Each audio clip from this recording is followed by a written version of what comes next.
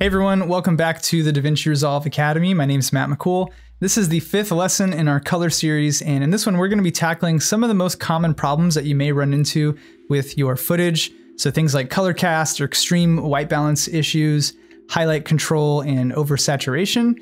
Now it's important to keep in mind not everything can be fixed, particularly with over or underexposed images, because if the sensor didn't capture the data, if it was clipped out or crushed, there's nothing really to recover, and that detail is just lost. So it's important to set our expectations properly and kind of know that we're working with compromises. But nevertheless, this lesson should provide you with some strategies to help breathe new life into problematic footage. So let's go ahead and jump in. So I've got this shot here. Now, similar to overexposure, kind of an adjacent problem is when you do have detail in the log image, but then when you put this into Rec 709, you lose that detail. So I want to show you how you can preserve and control those highlights. Now, when I was making this exposure adjustment, I was really focused on the center of the frame here. This is what I want the viewer to pay attention to. So I'm just trying to make this part look as good as possible without really worrying about losing any highlights first, because I can take care of that later. So you can see after we made this global exposure adjustment, we have lost a lot of this information in the sky. There's a couple different ways to bring it back. One of the first things you could try, you could just go down to your highlight slider and just drop this a little bit like that. And that does in fact bring back some of the detail, but it's also affecting a lot of the image, and maybe we don't want that. Maybe I don't want the stage down here to, also get darker. So another option, we can go into the HDR wheels and choose the highlight wheel. If we click this button, we can see exactly what is selected, and conveniently, it looks like it's already selected pretty much just the sky. You can also expand the zones and adjust kind of what gets qualified by this wheel. The same controls are also available on the left and right side of the wheel. So this is very similar to the qualifier, except these are on individual color wheels. So let's go ahead and collapse the zones and turn off the highlight mode. So we could just drop the exposure of the highlight color wheel and start to get some of that information back. And this won't have as much of a drastic effect on the rest of the image because, again, we're only really grabbing the sky. So this is a little bit more isolated than the highlight slider right over here. Now, the only limitation with the HDR wheel is that we pretty much only have the control over, the overall color, the exposure, and the saturation. But what if we wanted to add more contrast specifically to the sky? Well, the highlight color wheel doesn't really have a contrast slider. I mean, we do have a contrast slider down here, but this will affect the entire image. So we're going to go ahead and reset this highlight wheel. And instead of doing this all on the same exposure node, what we can do is create a node right before our exposure. And we're just going to label this one highlight, and I'm going to go into the qualifier and turn on my highlight mode, and I'm only going to look at the luminance right here. So I'm going to grab my low and just increase this until we have pretty much just that sky selected somewhere around there, and then we'll go ahead and soften that out. So at this point, it's basically going to do the same thing as our HDR wheels. So let's go ahead and try to drop our highlights down a little bit, maybe also our gain. You can see we have basically the same result, but now we have access to all the different tools to make a very isolated adjustment just on the sky. So what I'm going to do is just increase this contrast, and I'm actually going to go a little bit too far at first, and I'm going to adjust my pivot so that it's really affecting the majority of the sky, so something around there. And then I'm just going to back off on my contrast, something around here. And now you can see if we turn this one on and off, it's just adding a little bit more punch to the sky and really brings out a lot of these details. And we could even increase the mid-tone detail right here just a little bit. This is a very sensitive slider. It's very easy to push this one too far, especially around the tree areas over here. If we go really far, we're going to get like this halo effect. So I don't want to do that. I just want to stay around, maybe around like 15. And that can really bring out some of those highlight details a lot better than simply doing everything on a single node. And it's really important to do your highlight recovery before your main exposure, because that's going to ensure that we're working with the largest dynamic range. And also, if we decide later to come back and make any tweaks to our exposure, we're not going to affect our qualifier because it's just getting the image straight from this color space transform. So ideally, anything that comes before this highlight node isn't going to receive any sort of adjustments later on down the color grading process. All right, so I want to talk about color cast. Now, in this example, this is underwater footage, and this is very typical of underwater footage because of science. Basically, the deeper you go underwater, the longer the wavelength, like red, yellow, those warmer colors get absorbed much quicker than the faster wavelengths like blues and greens. And what I'm about to show you can actually be applied to any kind of color cast. This just happens to be underwater footage, so we're going to be kind of trying to correct for this really harsh blue and green color. Now, if I look at this image in its log state, you can see that there's some detail in the red channel, but it's significantly lower than the green and the blue. And whenever I put this into Rec 709, those changes get exaggerated, and now we basically have no red information in the shot at all. Now, of course, we could try using the white balance slider. Maybe we gotta also use our tint slider to kind of correct for this. But you can see this isn't really giving us a very natural looking correction. Maybe we can try the offset wheel here. So maybe I'll try to push this in the opposite direction. And kind of the same problem happens with this. You can see we've got these kind of red undertones in the shadow areas. And of course we could fix this, but we're kind of, adding more work to our plate, and there's a better way to approach a shot like this. So I'm gonna go ahead and reset that, and let's actually use the RGB mixer. So in a previous lesson, we used the RGB mixer in a creative way to kind of shift and rotate certain hues around the vector scope, and it was really important in that example to kind of keep our image neutralized.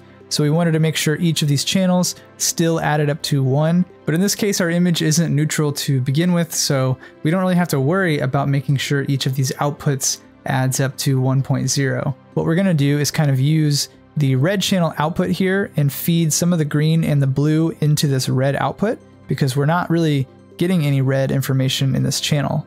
So let's just grab our green and kind of drag this up a little bit. Same with our blue. And you can see right away, this is already a much more natural looking image. I wouldn't say it's finished yet, it's not great, but this is at least in a much better position than where we started. And unlike the white balance and the offset slider, you can see everywhere that's supposed to be green and that's supposed to be blue still keeps that same color. Whereas, the more global adjustments are going to push everything in the opposite direction, which is what we don't want. So we could use kind of the green output here to sort of rotate these hues. So let's go ahead and drop the green a little bit, and we're going to increase the blue on the green output by the same amount here. In this case, we are going to try to keep these adding up to 1 because we're trying to rotate these hues without offsetting the neutral image there. And now you can see we're at least in a really good spot to add some further adjustments downstream. So let's go ahead and add an exposure node right here. I'm going to start just by dropping the gamma down a little bit like this. Let's lift up the lift, drop this down, and maybe add some more gain. And then I'm just going to increase the overall contrast a bit, maybe lower the pivot to add a little bit more life down here in the bottom end. And now if we just disabled those two nodes, you can see we've made a significant improvement in neutralizing this underwater footage. We've brought back a lot of these warmer tones that are there. They're just kind of buried underneath all these green and blue hues. And so from here, I can just treat this like any other normal piece of footage. So I might try to boost up the color boost a little bit, maybe decrease the saturation. I can go into the HDR palette and increase the saturation here. This saturation slider kind of behaves a little bit differently than the primary saturation. And while I'm here, I might as well try to warm up the shot here. So this is just a kind of a demo to see that you can push the image further once it's kind of balanced out using that RGB mixer trick. So now the shot has a lot more life to it. It still looks natural like it's supposed to underwater, but we've brought a lot of this warmth out of these tones that are there, but we're kind of just hidden underneath all of this blue and green color cast. So here's another example. This one's actually got some skin tone. And as you can see, there doesn't appear to be any skin tone, warmer tones in this area at all. Everything is kind of getting this green overcast. And so it can seem pretty impossible to try to pull out any of this natural skin tone from an image like this. So if we simply try to grab our offset wheel and push it up towards this way, once again, you can see that we're just bringing the entire image up towards red, and this doesn't look very realistic. So let's go ahead and try the same approach. We're going to go to the RGB mixer, feed some of the green into the red channel, same with our blue. And I mean, right away, you can already start to see this image come back to life in a pretty realistic way. It doesn't look overly red or overly green or blue or anything like that. It's just kind of adding back a lot of this natural looking skin tone. And let's try to offset the green output once again. So I'm going to drop this down. And I just have my mouse wheel over this bar and I'm just scrolling up and down. And you can see as we do that, we're getting kind of a more bluer undertone in this water. If we reset that, you can see it was originally pretty green. So I think I liked 7 and 3 or 0.7, 0.3.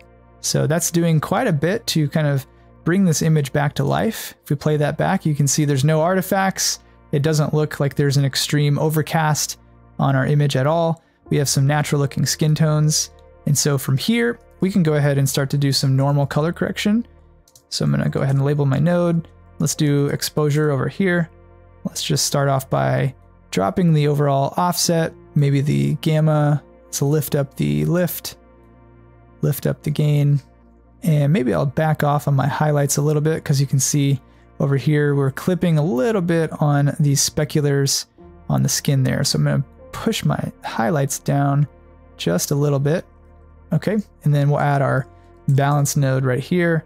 Just use my offset to kind of recenter this closer towards this nice blue color. And I'm actually going to go back to my exposure node and just kind of push the shadow slider down a little bit more like this, just to add a little bit more of this contrast. Great, so here's where we started. It's kind of hard to believe that we were able to pull out any skin tone information from these greener tones. I mean, here's our log image, right? And then here's our Rec 709, and here is our color correction. All right, let's take a look at an example like this. Now, this is really typical of concert footage or anything with this really bright, colorful RGB lighting. Now, this is actually still in its log state, but if I come over here and just apply my S-Log to Rec 709 power grade, this is just going from S-Log to DaVinci Wide in the very beginning, and the last node is taking DaVinci Wide and putting it into Rec 709. Now, you can see this image is just completely destroyed. All of my colors look way too bright and colorful. And if you actually look at our vector scope along with the RGB parade, you can see the red is just crashing through the roof here on my parade. And kind of the same story over here on my vector scope. Our red is just going way beyond the boundaries. And a situation like this might actually discourage you from even using color management because, you know, if we reset this, this is a better looking starting place. If we were to add kind of a manual contrast curve here, it can certainly seem like this would be the easier approach. But if you have a whole concert with, you know, multiple different kinds of light, different colors, different camera sources, this would still be a very difficult way to work. So we definitely want to use color management still, but we just need to tweak a few settings and kind of use some tricks to bring this footage back to a normal looking image. So the first thing I'm going to try in a situation like this is come over here to my final color space transform. This is what's taking my DaVinci Wide into Rec 709. And I'm going to change my tone mapping, which is basically the way that these colors get funneled down into Rec 709. So I'm going to switch this from DaVinci to luminance mapping. I just think it has a little bit of a smoother highlight roll off. And then I'm also going to turn on max input and just crank this max input all the way up to 10,000. This just gives me enough latitude to work with underneath this final color space transform. And then I'm also going to come down here to gamut mapping. And instead of none, I'm going to switch this to saturation compression. Now what this does is it will limit the amount of saturation to this saturation max right here. And 1.0 is perfectly fine. If we want to lower the overall saturation, we could just do that like this. But I'm going to leave that at the default. And then we have the saturation knee. So this is kind of like an audio compressor. So as the colors get more and more saturated, we can kind of define where that curve starts to limit. So I'm going to kind of leave this around maybe 0.7. And so far it still doesn't look great, but at least we have this safety net at the very end, which is going to keep these colors locked into a healthy amount of saturation. And we have this nice smooth highlight roll off using this tone mapping method. Okay, so now that I've got my final color space transform node configured What I'm gonna do is borrow a similar trick from the earlier example with the underwater footage, and we're gonna come over here before our exposure node. I'm gonna create a node right before. We're gonna call this RGB mixer because that's the tool that I'm going to use. Now, unlike the underwater footage, this is a little bit more extreme. So to help out with this task, I can use a different gamma just on this node here. So I'm gonna right click, switch the gamma to linear. Now, when you're in linear space, the RGB mixer works a little bit differently. So I'm gonna uncheck preserve luminance once again, because I just want to have complete control over my red, green, and blue output without it kind of automatically compensating. So I'm just gonna grab my red output here because that's the problematic channel here. We're just gonna pull this down a little bit right there. And we could also borrow this red output and feed it into these other channels here. And you'll notice this is a little bit sensitive. So what I like to do is put my mouse wheel right over these little bars and just gently scroll up with my mouse wheel. And I'm just gonna do this until I get a pretty healthy looking parade and vector scope. And you can see we've lost a lot of overall saturation, but our image at least is contained. And so now we can go downstream from this linear RGB mixer and just do regular color correction. So I'm gonna go to my exposure node here and just pull the gamma down a little bit, maybe lift up on that lift and increase the gain and just kind of mess around with my exposure a little bit here and add some contrast. And then let's go to the balance node. And you can see the original is a little bit more red than this magenta kind of shift. So I'm gonna grab my offset and just kind of push this back over to red because I do want this to look like it did in person. I don't want it to look too unnatural. And we could also borrow a trick from the previous lesson. So I'm gonna add another node here and let's right click, go down to color space and switch this to lab. So now we're working with lab controls here. So I'm gonna relabel this node LAB. And now what I'm gonna do is go back to the RGB mixer. And again, I'm gonna uncheck preserve luminance because I really just want to kind of shift these colors around. And I can see there's these kind of green speculars that don't really look particularly natural. So I'm gonna use this middle channel here. This is the A channel in my LAB space. And I'm just gonna take this down maybe 0.5 and 0.5. And that's just really gonna shift those green tones into the warmer tones like this. And let's go over here to our primary wheels and let's see if we can add a little bit of this highlight, take down our shadows as well. And we're just adding a little bit of nice color contrast. So we're getting these bluer shadows, some nice warmer highlights. Now, I'm also seeing that my highlights are still clipped. I could either adjust that using a standard adjustment node, maybe just take the gain down a little bit like this. Or what I could do is go back over here to my final color space transform, and I can also turn on this max output. So what this does is it basically limits the top end of my gamma here. So I'm just gonna dial in this max output until my highlights are just at the very top of my parade here. So now we've got a nice smooth highlight roll off.